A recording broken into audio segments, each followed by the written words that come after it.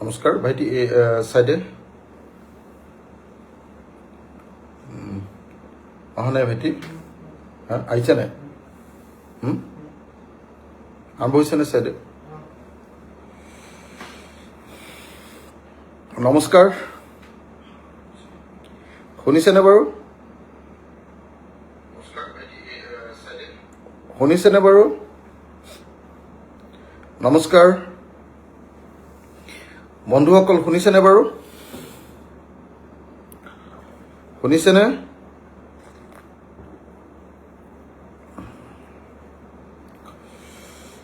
আৰম্ভ কৰিব খুজিছোঁ নমস্কাৰ মোৰ সকলো ফেচবুক বন্ধু আৰু লগতে এই ভিডিঅ'টো চাই থকা মোৰ লাইভটো চাই থকা সকলো লোককে নাগৰিককে মই প্ৰণাম জনাই কেইটামান কথা আপোনালোকৰ লগত পাতিব খুজিছোঁ কথাটো বুজিছে আপোনালোকে আজি আমাৰ সমষ্টিলৈ মুখ্যমন্ত্ৰী হিমন্ত বিশ্ব শৰ্মা ডাঙৰীয়া আহিছে তেওঁৰ লগত কি কথা পাতিলো এই কথাখিনি ক'বৰ কাৰণে আপোনালোকৰ লগত মই লাইভত আহিলোঁ কাৰণ মুখ্যমন্ত্ৰী ডাঙৰীয়া মোৰ সমষ্টিলৈ আহিছে অতিথি হয় আৰু অতিথি এজনক মই যিকোনো কথা যিকোনো স্থানত যিকোনো ৰাজহুৱা স্থানত কোৱাটো মোৰ পক্ষে সম্ভৱ নহয় যেটো আমাৰ শিৱসাগৰ সমষ্টিলৈ আহিছে আৰু শিৱসাগৰখন অত্যন্ত জটিল পৰিস্থিতি এটাৰ মাজত আছে আমাৰ 60% ঘৰ হয় বানপানীত ডুবিছে কাৰোবাৰ ঘৰ ভাগি গৈছে কাৰোবাৰ সকলো সম্পত্তি শেষ হৈ গৈছে আমি এটা ভয়ংকৰ পৰিস্থিতিৰ মাজত আছো আৰু মই সেই ভয়ংকৰ পৰিস্থিতিৰ মাজত থকা এটা বিধানসভা সমষ্টিৰ মই এজন বিধায়ক গতিকে মই মুখ্যমন্ত্ৰীক খুব ভাবি চিন্তি মুখ্যমন্ত্ৰীৰ লগত খুব বন্ধুত্বসুলভ কথাবাৰ্তাৰে মোৰ কথাখিনি আজি ক'বলগীয়া হৈছে কাৰণ মই বাৰম্বাৰ কৈছোঁ যে এটা অতি জটিল পৰিস্থিতিৰ মাজত মই বিধায়ক হিচাপে এতিয়া কাৰ্যকাল চলাই থাকিবলগীয়া হৈছে মোৰ সমষ্টিৰ 60% মানুহ 60% মানুহৰ ঘৰ বানপানীত ডুবিছে কাৰোবাৰ একেবাৰে ঘৰটো ভাগি গৈছে কাৰোবাৰ ঘৰ খহি গৈছে কাৰোবাৰ বেৰ বিলাক পৰি গৈছে কাৰোবাৰ পাকঘৰটো ভাগিছে কাৰোবাৰ একেবাৰে পকা ঘৰটোৱে উৰি গৈছে কাৰোবাৰ সন্মুখত থকা গাড়ীখন সম্পূৰ্ণৰূপে বেয়া হৈ গৈছে আমাৰ মধ্যবিত্তসকলৰ আটাইতকৈ যিকেইটা গুৰুত্বপূৰ্ণ সামগ্ৰী গাড়ীখন মটৰচাইকেলখন স্কুটিখন সেইকেইটা বস্তুৱে সম্পূৰ্ণৰূপে বোকাৰে পুতি পেলাইছে প্ৰথমতে পানীত ডুবালে তাৰপিছত বোকাৰে পুতি পেলালে তাৰপাছত ঘৰখনত থকা সকলো বস্তু যিমান ইণ্টেৰিয়ৰ বস্তু আছে যেনেকৈ ধৰক ঘৰখনত থকা বিছনাখন বোকাৰে পুতি পেলাইছে বিছনাখন ভাঙি পেলাইছে কমপ্লিট বিছনাখন নেভাগিলেও তাৰ কিছু অংশ ভাগি গৈছে বিছনাখনৰ ওপৰত থকা তুলিখন বা মেট্ৰেছখন সেইখন সম্পূৰ্ণৰূপে মানে বোকাৰে পুতি পেলাইছে তাত থকা কম্বলখনো পুতি পেলাইছে আঁঠুৱাখন বিছনাখনত জাপি থৈছিলে সেইখনো পুতি পেলাইছে তাৰ কাষত থকা আলনাডালৰ কাপোৰবিলাক বোকাৰে পুতি পেলাইছে বাকচত থকা গোটেই বস্তুবিলাক বোকাৰে পুতি পেলাইছে পঢ়াৰ টেবুলত থকা টেবুলখন সম্পূৰ্ণৰূপে বুৰি গৈছে আৰু টেবুলত থকা কিতাপবিলাক কমপ্লিটলি বুৰি গৈছে ঘৰখনত থকা যিকেইটা আলমিৰা যি আলমিৰাকেইটাত হয়তো কাপোৰ আছে বা অন্যান্য মূল্যৱান আমাৰ মধ্যবিত্ত শ্ৰেণীৰ কাৰণে যিকেইটা আৰু মূল্যৱান বস্তু সেই মূল্যৱান বস্তুবিলাক ডুবি গৈছে ঘৰখনত কিতাপৰ ৰেক আছে ৰেকবিলাক ডুবি গৈছে ঘৰখনত আপোনাৰ এটা ফ্ৰিজ আছে ফ্ৰিজটো কমপ্লিটলি বেয়া হৈ গৈছে ঘৰখনত আপোনাৰ এটা বেটাৰী চাৰ্জ কৰে, এইটো কি বুলি কয় এইটো জেনেৰেটৰ বা আপোনাৰ কি কয় এইটো ইনভাৰ্টাৰ আছে, সেইটো সম্পূৰ্ণৰূপে শেষ হৈ গৈছে। ঘৰখনত যি যি সামগ্ৰী আছে, বাচন বৰ্তন উটি গৈছে, চৌকাটোতো কমপ্লিটলি ডুবি গৈছে, বাচন বৰ্তনবিলাকো লৈ গুচি গৈছে, লেট্ৰিনটোত সোমাব নোৱাৰা অৱস্থাকে পুৰা পানী আৰু বোকা সোমাই গৈছে, বাথৰুমটো ব্যৱহাৰ কৰিব পৰা নাই। মুঠতে মই যিহেতু সাহিত্যিক নহয়, মই গতিকে গোটেই কথাবিলাক ইন ডিটেইলছত আপোনালোকক একদম মানে গাত লগাকে হয়তো কৈ দিব নোৱাৰিব পাৰোঁ, কিন্তু মই এটা কথা জানো যে আমাৰ দুখীয়া মানুহবিলাক সম্বলহীন হৈ গৈছে আৰু মধ্যবিত্ত শ্ৰেণীটো নিথৰুৱা হৈ গৈছে। অকল নিম্ন মধ্যবিত্ত শ্ৰেণীটোৱে নিথৰুৱা হোৱা নাই, আমাৰ মধ্যবিত্ত আৰু উচ্চ মধ্যবিত্ত শ্ৰেণীটো সম্পূৰ্ণৰূপে নিথৰুৱা হৈ গৈছে, পুৰা নিথৰুৱা। গতিকে এই যে আমাৰ দুখীয়া শ্ৰেণীটো, নিম্ন মধ্যবিত্ত শ্ৰেণীটো, মধ্যবিত্ত শ্ৰেণীটো আৰু উচ্চ মধ্যবিত্ত শ্ৰেণীটো, আমাৰ ইয়াততো আৰু ইমান ডাঙৰ ধনী ইণ্ডাষ্ট্ৰিয়েলিষ্ট নায়েই, উচ্চ মধ্যবিত্ত শ্ৰেণীটোৱে আচলতে আমাৰ বৰ ডাঙৰ পুঁজিপতি বুলি আমি ভাবি থাকোঁ।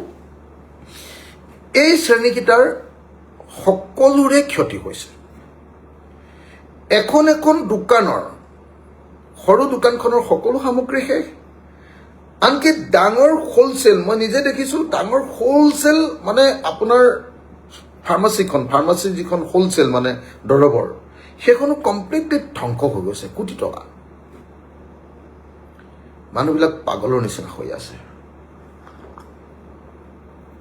মানুহবিলাকে খেৰ কুটা এডালকে ধৰি এই বিপদৰ পৰা উদ্ধাৰ পাব খুজিছে। আৰু তেনেকুৱা এটা জটিল পৰিস্থিতিত মই অসমৰ মুখ্যমন্ত্ৰীক আমাৰ বিধানসভা সমষ্টিত সং দিছোঁ, ৱেলকাম কৰিছোঁ, আগুৱাই লৈ গৈছোঁ আৰু জনতাৰ সমস্যাবিলাক এটা এটাকৈ দেখুৱাবলৈ যত্ন কৰিছোঁ। আৰু যেতিয়া জনতাৰ সমস্যাবিলাক দেখুৱাবলৈ যত্ন কৰিছোঁ, তেতিয়াই মই কি কৰিছোঁ জানে? তেতিয়াই মই সেই যাত্ৰাকালত মুখ্যমন্ত্ৰীক আচল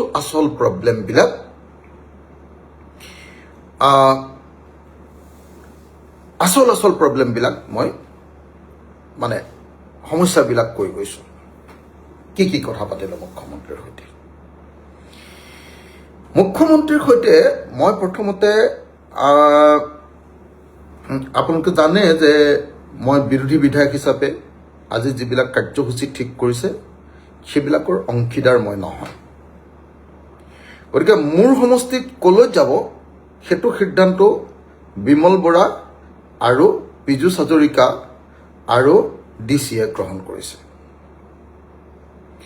তেওঁলোকে ঠিক কৰিছে যে পাণবেচালৈ যোৱাটো ঠিক আছিলে, কিন্তু পাণবেচাৰ আৰু এটা ভিতৰুৱা অংশ, যিটো অংশত আচলতে পুৰা মানুহৰ ঘৰবিলাক বোকাৰে পুতি পেলাইছে, সেইটো অঞ্চললৈ নিনি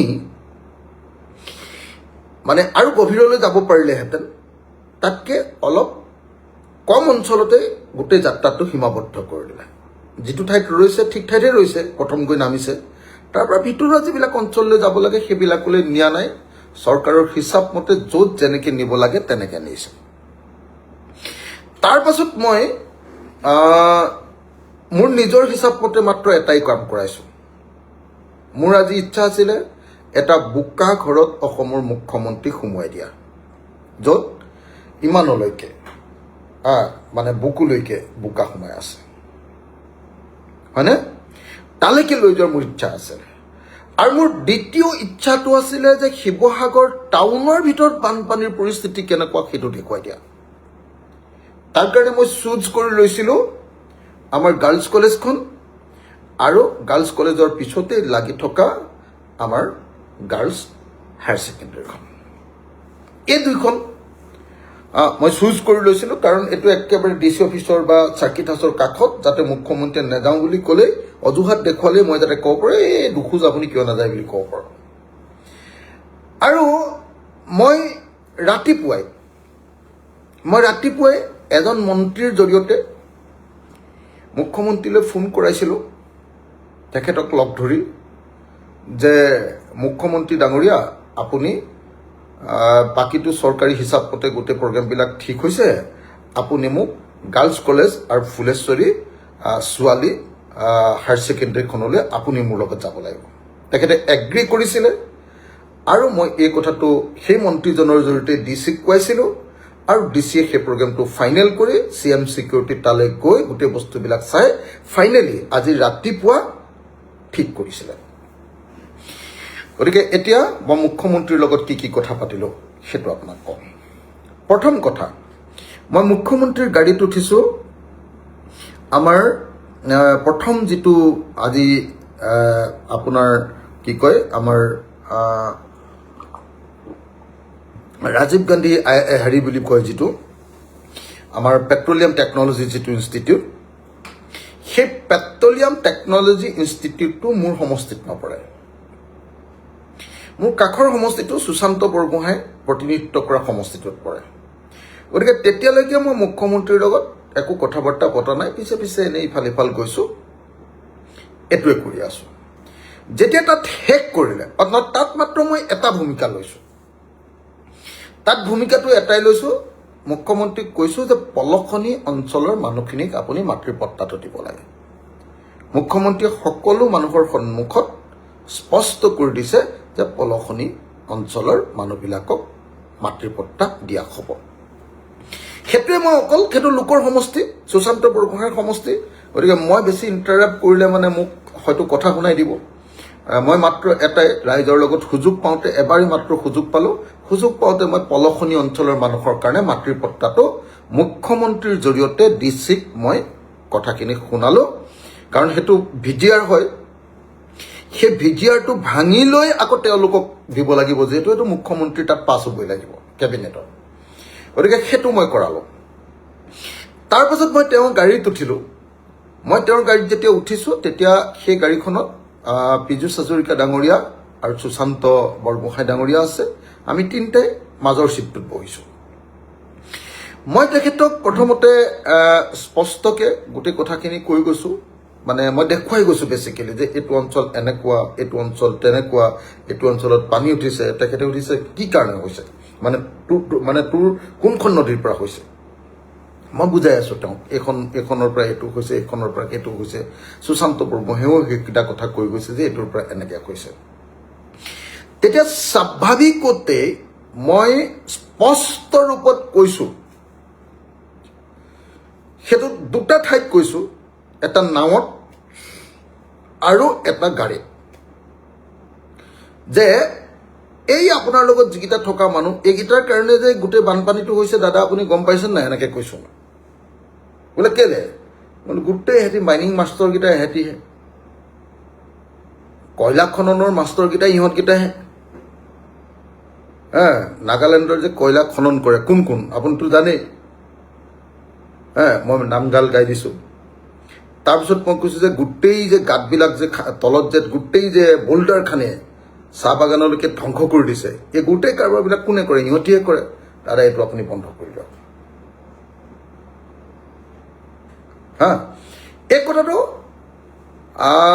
এই কথাটো মই স্পষ্টকৈ কোনোবাটোত মই সিহঁতৰ কথা কওঁতে হয়তো অকণমান মানে বেলেগ সুৰেৰে কৈছোঁ, আৰু তাৰপিছত আচল কথাটো কওঁতে মই আকৌ টানকৈ কৈছোঁ।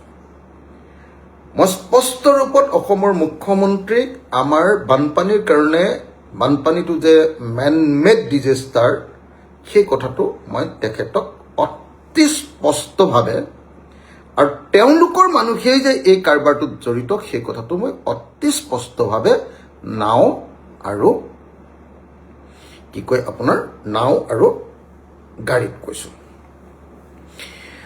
যদি কোনোবাই বিশ্বাস নকৰে, SDRFৰ নাৱত উঠি থকা SDRFৰ কৰ্মীকেইজনক আপোনালোকে সুধিলে হৈ গ'ল। তেওঁলোকে এইবিলাক কথা শুনি আছে মই নিজে দেখিছোঁ কাৰণ মই SDRFৰ প্ৰব্লেমটোৰ কথাও কৈছিলোঁ মই কৈছিলোঁ যে চাওক গোটেই অসমত 3.5 কোটি মানুহ SDRF আছে মাত্ৰ 560 জন SDRFৰ কৰ্মী যদি 560 জন হয় তেওঁলোক এজনো ৰেগুলাৰ কৰ্মী নহয় মই কৈছোঁ যে মোৰ শিৱসাগৰত যিটো ঘৰত SDRFৰ কৰ্মীবিলাক থাকে সেইটোত নিগনিৰ গাত পানী পৰে এবাৰ মই MLA ফাণ্ডৰ পৰা সিহঁতৰ ঘৰটো বনাই দিম বুলি ভাবিছোঁ তেতিয়া মোক এজন মন্ত্ৰীয়ে কৈছে এই আকৌ এটা SDRFৰ মানুহকেইটাৰ লগত হেৰি কৰিবলৈ লৈছে চান্স লৈছে এনেকৈ কয় সিহঁতকো তেল মাৰিব খুজিছে এটাক লগত ল'ব খুজিছে এনেকৈ কৈছে প্ৰথম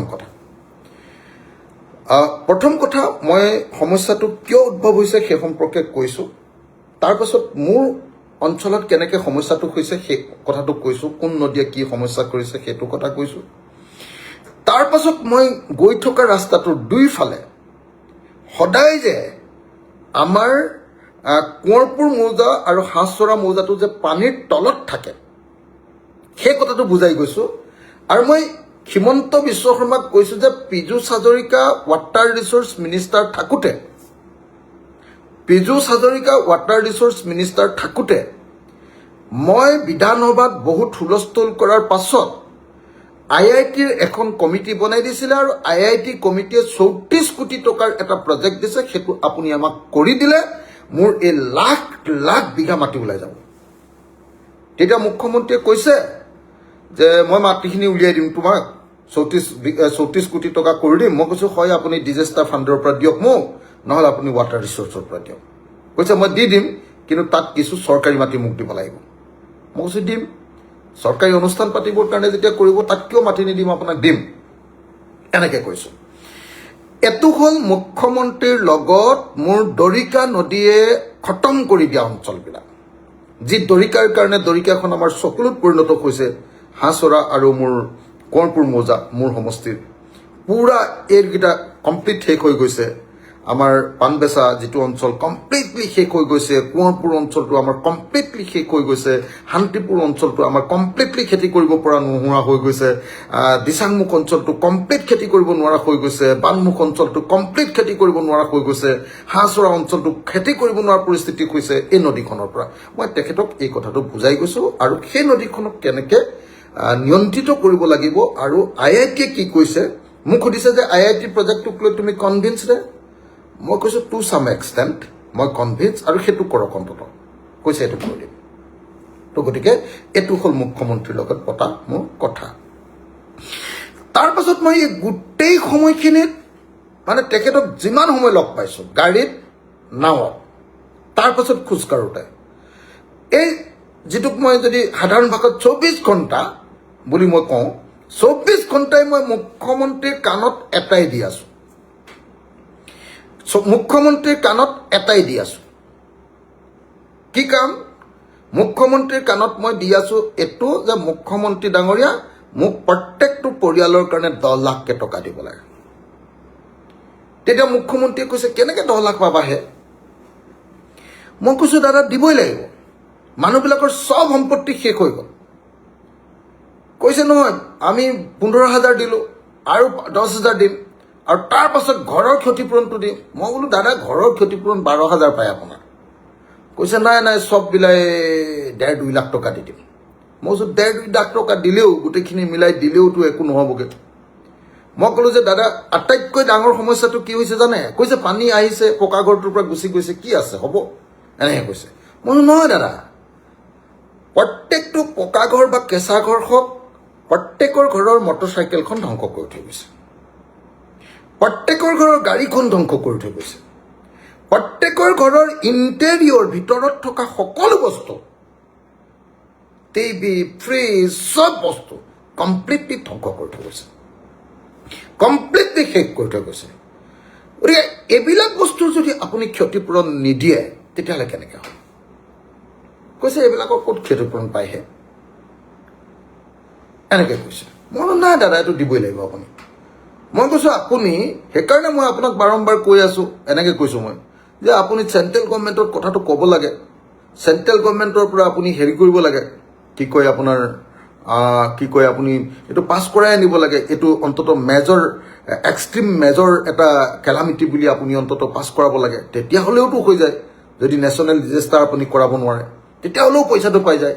তেতিয়া মোক আনকি সুশান্ত বৰগোহাঁয়ে ইনচাল্টটো কৰিছে, তইতো প্ৰধানমন্ত্ৰীক নোপোৱা বুলিয়ে ক'লি CM ছাৰক, তো গতিকে কিবা কিবি মোক এনেকুৱা ধৰণৰ ইনচাল্ট কৰিছে আৰু গতিকে ক'ত আৰু এতিয়া সেইবিলাক কথা ক'ত 10 লাখ টকা পায়, এনেকুৱা ধৰণে মোক অলপ, আমি বাৰু বন্ধু মানুহ, ইটোৱে সিটোক মানে অলপ হেৰি কৰিছে।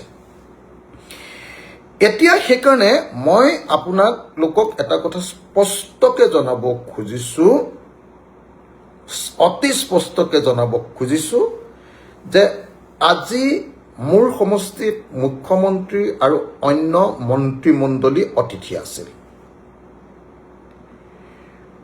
আজি মই মুখ্যমন্ত্ৰী আৰু অন্যান্য মন্ত্ৰীমণ্ডলীৰ ওচৰত অতি বিনয়ী আছিলোঁ, কাৰণ মই এনেকুৱা এটা সমষ্টিৰ বিধায়ক হৈ আছোঁ যিটো সমষ্টিত ভাগি ছিগি পুৰা খতম হৈ গৈছে।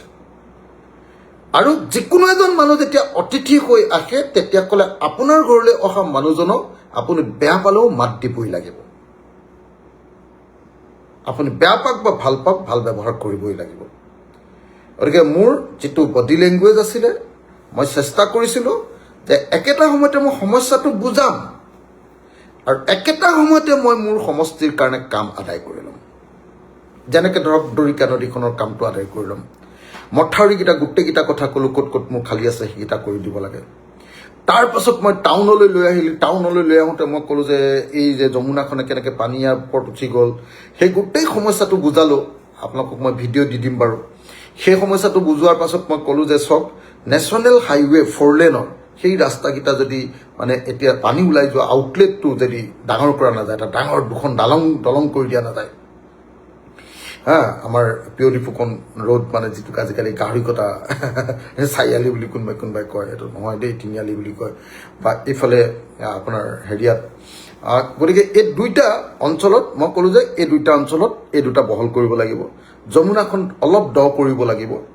তাৰপাছত আমাৰ হেৰিয়াৰ কাষেদি যোৱা গোটেই ৰাস্তাটো, যমুনাৰ কাষে কাষে যোৱা গোটেই ৰাস্তাটো ওখ কৰি দিব লাগিব।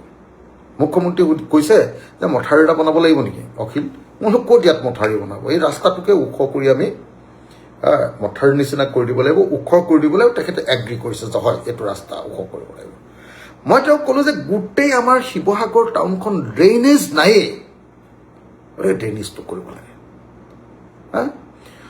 তো গতিকে বন্ধুসকল, মই আপোনালোকক আকৌ এবাৰ স্পষ্ট কৰি দিছোঁ যে আজি মুখ্যমন্ত্ৰী, মোৰ ভাল লাগি আছে মনটো যে জীৱনত প্ৰথমবাৰৰ কাৰণে এজন মুখ্যমন্ত্ৰীক মই বানপানী, কঁকাললৈকে হোৱা বানপানীত মই নমাবলৈ সক্ষম হ'লোঁ। ইমান দিন ধৰি যিবিলাক কাম কৰি আছিলোঁ, সেই কামবিলাকত দেখি দেখি আন মন্ত্ৰীবিলাক আটাইবিলাকেই বোকা খচকিবলৈ বাধ্য হ'ল। বোকা খচকাই নহয়, আজি মুখ্যমন্ত্ৰীয়ে বাৰম্বাৰ মোক য'তে ত'তে ইনচাল্ট কৰি আছে, বাৰম্বাৰ, আনকি মেডিয়াৰ সন্মুখতো আৰু মোৰ সন্মুখতো। আৰু মই অনবৰতে কাটি খাই দিছোঁ সেইটো ক্ষেত্ৰত। মই একদম বিতৰ্কলৈ যাব খোজা নাই, মই হাঁহি লৈ ধেমালি কৰি উৰুৱাই দি আছোঁ। তেওঁ মোক কৈ আছে মুখ্যমন্ত্ৰী ডাঙৰীয়াই যে অখিল, তুমি যে সেইদিনা হেৰিয়াত নাৱৰ পৰা যে জাপ মাৰি যে সাঁতুৰিছিলা, কাক উদ্ধাৰ কৰিলা তুমি? মই ক'লোঁ যে দাদা, সেইদিনা মোক নাৱত মই এখন স্কুল চাবৰ কাৰণে ভিতৰলৈ, স্কুলখন কাষত স্কুলখন আছিলে, স্কুলখনত কিমান পানী হৈছে সেই নাওখনত গৈছিলোঁ, কিন্তু নাৱৰীয়াজনে ভালকৈ চলাব নোৱাৰি, মানে নাওখন লুটুং বুটুং হৈ মই পৰি গ'ল, নাৱৰীয়াজন নিজে পৰি গ'ল। তাৰপিছত মই নিজে উপায় নাই, পানী সোমাই গ'ল নাওখনত, মই পানীত জাপ মাৰি দিলোঁ। মই স্কুলখন চাবলৈ গৈছিলোঁ, কাষতে LP স্কুল এখন, মই আঙুলি টুৱাই দেখুৱাই আছিলোঁ যে এইখন স্কুলত সোমাওঁ, বল। তাৰপাছত যেতিয়া ক'লে তাৰমানে তুমি মানুহ উদ্ধাৰ কৰিবৰ কাৰণে হেৰি কৰা নাছিলা, পানীত জঁপিওৱা নাছিলা। মই কৈছোঁ তাৰ আগতে মই বহুত মানুহ উদ্ধাৰ কৰি আনিলোৱেই, আৰু মই 94 years নে কিমান 100 বছৰ, 100 বছৰীয়া মানুহক প্ৰচণ্ড সোঁতৰ মাজত ইতিমধ্যে উদ্ধাৰ কৰি মই নিজ হাতেৰে নিজেই চকী দাঙি মোৰ লগত আৰু 4-5জন মানুহ লৈ চকী দাঙি প্ৰচণ্ড সোঁতৰ মাজত মই 100 বছৰীয়া মানুহকো উদ্ধাৰ কৰিছোঁ দাদা। তেতিয়া তেওঁ মোক ব্যক্তিগতভাৱে একো কোৱা নাই, কিন্তু পিছত দেখিছোঁ যে তেওঁ সংবাদ মাধ্যমত কৈছে, আৰু মোৰ কাৰণে সেইটো মানে মই তেখেতক অতিথি হিচাপে অপমান কৰিব খোজা নাছিলোঁ, মই তেখেতক অতিথি হিচাপে সন্মান দি ৰাখিব খুজিছিলোঁ, মই তেখেতক এই সময়ত মোৰ বিপদত পৰা সমষ্টিটোৰ স্বাৰ্থত মই অত্যন্ত মানে বিনয়ী এটা বডি লেংগুৱেজ প্ৰকাশ কৰিবলৈ চেষ্টা কৰিছিলোঁ। প্ৰত্যেকটো কথা বেয়াকৈ ক'লে ইনচাল্ট কৰিলেও মই হাঁহি মাতি আছিলোঁ, কিন্তু দুৰ্ভাগ্যজনকভাৱে অসমৰ মুখ্যমন্ত্ৰীয়ে ৰাজহুৱাকৈ সংবাদ মাধ্যমত বাৰম্বাৰ এইটো কথা কৈ আছিলে যে অখিল গগৈৰ কথা যে আপোনালোকে ইমান ৰিল বনাইছে, ইমান নিউজ কৰিছে, তেওঁ কাক উদ্ধাৰ কৰিলে? তেওঁ হাতুৰি লৈ কাক উদ্ধাৰ কৰিলে অখিল গগৈ? এইবুলি টিভিত বাৰম্বাৰ কৈ আছে। তেতিয়াই মই বুজিছোঁ যে অসমৰ মুখ্যমন্ত্ৰীয়ে এই সময়ত মই কৰা কাম কাজবিলাক খুব ভালকৈ চাই আছে, এইবিলাকক লৈ তেওঁ ঈৰ্ষান্বিত হৈছে, এইবিলাকক লৈ তেওঁ খং উঠিছে, এইবিলাকক লৈ তেওঁ বেয়া পাইছে, আৰু এই বস্তুটোক মাইনাছ কৰিবৰ কাৰণে তেওঁৰ আজিৰ এই ভ্ৰমণটো মোৰ সমষ্টিত লৈছে বুলি মই অনুমান কৰিছোঁ। কিন্তু এইবিলাক অনুমান কৰাৰ পাছতো কিন্তু মই তেওঁক এটা শব্দও ক্ৰিটিকেলি কোৱা নাই। মোক বাকী মন্ত্ৰীকেইজনে কৈ আছে, এতিয়া তই ইমান ধুনীয়াকৈ কৈছ, ইয়াৰ পাছতে তই অলপ পিছতে টিভিত তই আমাক গালি পাৰিবি। মই কৈছোঁ যে মইতো ক'বলগীয়াটো কমেই বাবা। হয়, মুখ্যমন্ত্ৰী যোৱাৰ পাছতে সাংবাদিকসকলে যেতিয়া মোক ঘেৰাও কৰি ধৰিছে, লগে লগে মই দুটা কথা কৈছোঁ, মেইন দুটা বাক্য কৈছোঁ। এক, যে মই জীৱনত এজন মুখ্যমন্ত্ৰী এনেকৈ পানীত নমা আৰু মোৰ সমষ্টিত নমা, মই অৰ্থটো বুজাব খুজিছোঁ যে মই পানীত নমোৱালোঁ তেখেতক, মোৰ সমষ্টিত নমা প্ৰথম জীৱনত দেখিলোঁ, আৰু এইটো মোৰ কাৰণে এটা ইতিহাস। নাম্বাৰ 1। নাম্বাৰ 2, মই কৈছোঁ যে অসমৰ মুখ্যমন্ত্ৰীক মই 24 ঘণ্টাত 10 লাখ টকাকৈ প্ৰত্যেকটো পৰিয়ালক দিবলৈ ক'বলৈ কৈছিলোঁ, কিন্তু অসমৰ মুখ্যমন্ত্ৰীয়ে কোনোপধ্যে নামানিলে। আনকি ঘূৰি অহাৰ সময়ত, পাণবেচাৰ পৰা ঘূৰি অহাৰ সময়ত মই ডিজাষ্টাৰ মেনেজমেণ্ট ডিপাৰ্টমেণ্টৰ মন্ত্ৰী কেশৱ মহন্ত ডাঙৰীয়াৰ গাড়ীখনত আহিছিলোঁ, কাৰণ মুখ্যমন্ত্ৰীৰ গাড়ীখনত বিমল বৰা উঠি, মই উঠি থকা চিটটোত বিমল বৰা উঠি মোক তাৰ পৰা আঁতৰাই দিছিলে। তো গতিকে মই হেৰিয়াত কি কয়, আমাৰ কেশৱদাৰ গাড়ীখনত, কেশৱ মহন্ত দাদাৰ গাড়ীখনত মই উঠিছিলোঁ, আৰু কেশৱ মহন্ত দাদাক মই প্ৰথমৰ পৰা শেষলৈকে, তাত CM চিকিউৰিটিৰ SP জনো বহি আছে, আৰু এজন অফিচাৰো বহি আছে, চবৰ সন্মুখত প্ৰথমৰ পৰা শেষলৈকে মই এটাই কথা কৈছোঁ যে দাদা, আপুনি যিকোনো প্ৰকাৰে 10 লাখ দিব লাগিবই, আৰু যদি 10 লাখ এতিয়া দিব নোৱাৰে, প্ৰথমতে 2 লাখ টকা এটা ফাৰ্ষ্ট কিস্তি হিচাপে দি লওক। তেওঁ মোক বুজাই আছে কিয় নোৱাৰে, মই কৈছোঁ পাৰিবই লাগিব, পাৰি আৰু পাৰিবই লাগিব। তো মই কৈছোঁ যে সেইকাৰণে আপোনালোকক চেণ্ট্ৰেল গভৰ্ণমেণ্টলৈ যাওক, আপোনালোকে NDRFৰ পইচাবিলাক ঘূৰাই পঠিয়াওক, অথচ পইচাটো দিব নোৱাৰে আমাক, মানুহক নিদিয়ে আপোনালোকে। কৈছে 25,000 টকালৈকে গৈছে, আগতে কেতিয়া গৈছে? মই যে মোৰ সমষ্টিতে আগৰবাৰ মই 25,000 টকা দিয়াইছোঁ এই ONGC CMক। কি আপুনি কয় এইটো 25,000 প্ৰথমবাৰ দিছে, আগতে 5,000 দিছে বুলি কৈছে আপুনি? মোৰ সমষ্টিতে মই 25,000 দিয়াইছোঁ। মোৰ সমষ্টিৰ কি কয় এইটো দোলাকাখৰী আৰু নামতিয়ালিত যেতিয়া বানপানী হৈছে, তেতিয়াই মই 12,500 টকা টিঙত দিয়াইছোঁ, 12,500, 16,000, 18,000 এনেকৈ দিয়াইছোঁ মানুহক। তো আপুনি কি কয়? তো গতিকে আপুনি সেইটো নহয়, মই কৈছোঁ যে এইটো কৰাব লাগিব। গতিকে মই আপোনালোকক আকৌ সাৰাংশটো কৈ দিছোঁ যে আজি অসমৰ মুখ্যমন্ত্ৰী যেতিয়া আমাৰ সমষ্টিলৈ আহিলে, তেতিয়া মই তেখেতক আদৰণি জনালোঁ, আৰু তেখেতক খুব মানে অতিথি পৰায়ণৰ যি বডি লেংগুৱেজ হ'ব লাগে, তেনেকুৱা অতিথি পৰায়ণ বডি লেংগুৱেজেৰে মই তেখেতক আজি গোটেই দিনটো সং দিলোঁ। কিন্তু এই সং দি থকা অৱস্থাত মই মোৰ ক'বলগীয়া প্ৰত্যেকটো কথা, মোৰ প্ৰথম কথা, সমষ্টিৰ ভাগি যোৱা ঘৰবিলাক মেৰামতিৰ কেনেকৈ, মই কৈছোঁ যে PMAY পৰা আপুনি আনক, কেনেকৈ কৰিব পাৰি এই সম্পৰ্কে ডিটেইলছ তেখেতৰ লগত আলোচনা কৰিছোঁ। প্ৰত্যেকটো পৰিয়ালক 10 লাখকৈ দিবৰ কাৰণে মই অহৰহ 24 ঘণ্টাই তেখেতৰ লগত যুঁজ বাগৰ কৰিছোঁ, কিন্তু হাঁহি মাতি কথা বতৰাৰ মাজেদি বডি লেংগুৱেজ অতি ঠিক কৰা ব্যৱহাৰৰ জৰিয়তে। 2, 3, মই মোৰ সমষ্টিৰ মথাউৰি যিকেইটা ভাগিছে বা দুৰ্বল হৈছে, আৰু বিশেষকৈ আমাৰ